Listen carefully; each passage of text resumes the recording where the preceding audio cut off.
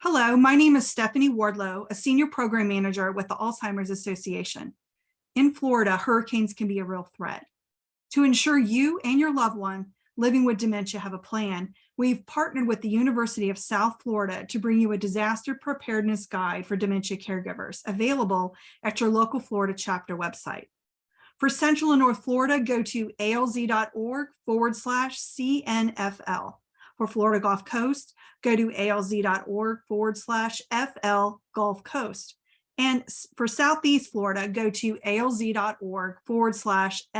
Florida. At any time, you can access resources. We're here to help you and those impacted by Alzheimer's and dementia. We offer a host of educational and support programs. You can learn about Alzheimer's treatments, planning, caregiving, and more through our in-person or virtual education programs.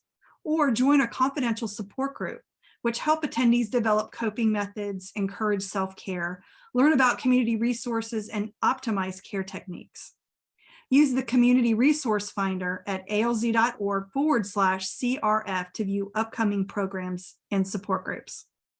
Lastly, call our 24/7 helpline. Our helpline is 1-800-272-3900 and is available around the clock 365 days a year.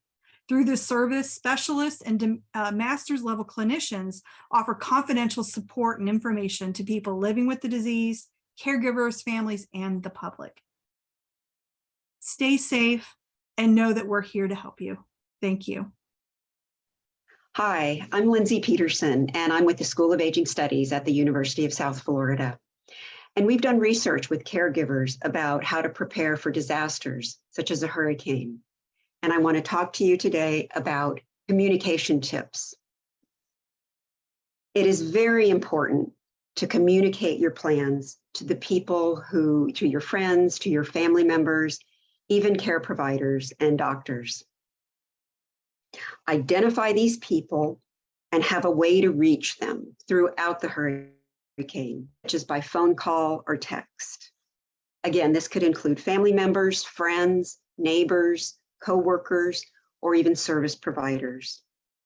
Have more than one contact, including one outside the disaster area if possible, and plan to be in contact with them before the storm and after the storm if it's a hurricane that's coming your way.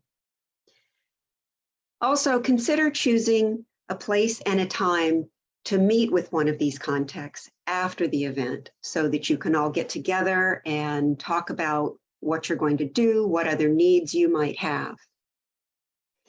It's also very important to understand some things about how to communicate with the person that you provide care for. You probably know a lot of these things already based on your everyday caregiving. But in a disaster, it's real important to remain flexible and calm and to try yourself to remain as calm as possible. The person with dementia will respond to the tone that you set.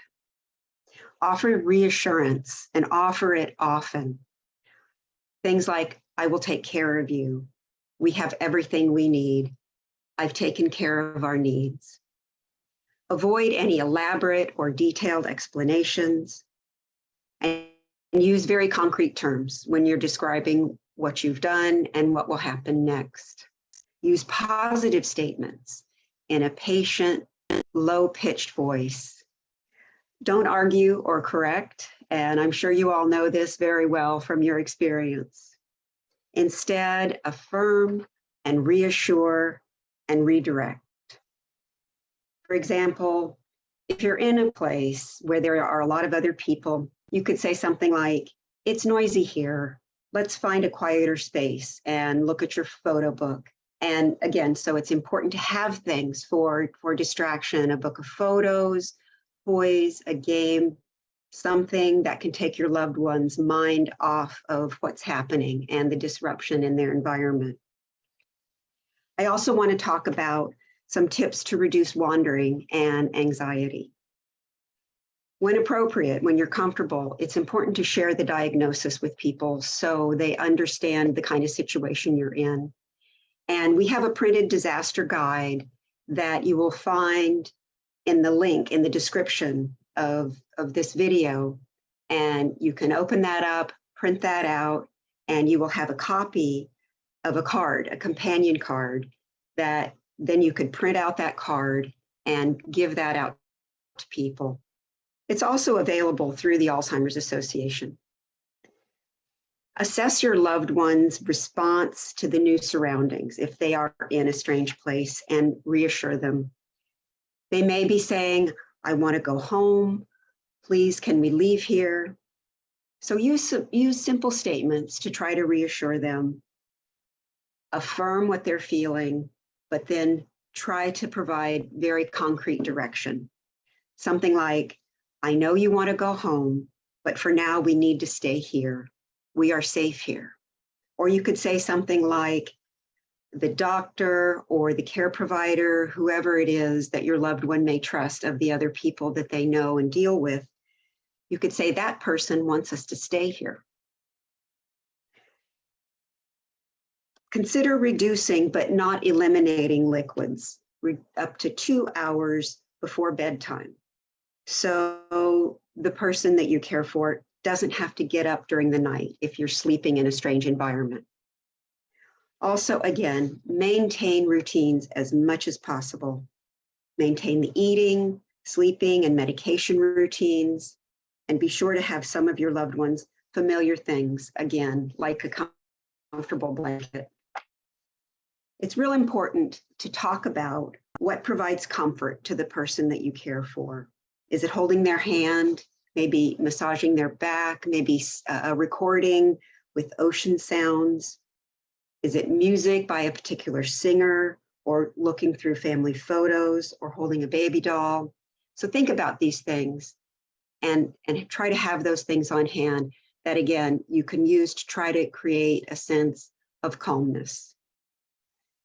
You are not alone in this. The Alzheimer's Association has a helpline, a 24-hour helpline. The number is 1-800-272-3900. Also, it is printed on the companion card that I just talked about. Also, this document that we have prepared through our research is available to you in the description of this video, and you can print that out. But there are people out there who are willing and able to help you through this disaster. And again, you are not alone. Thank you.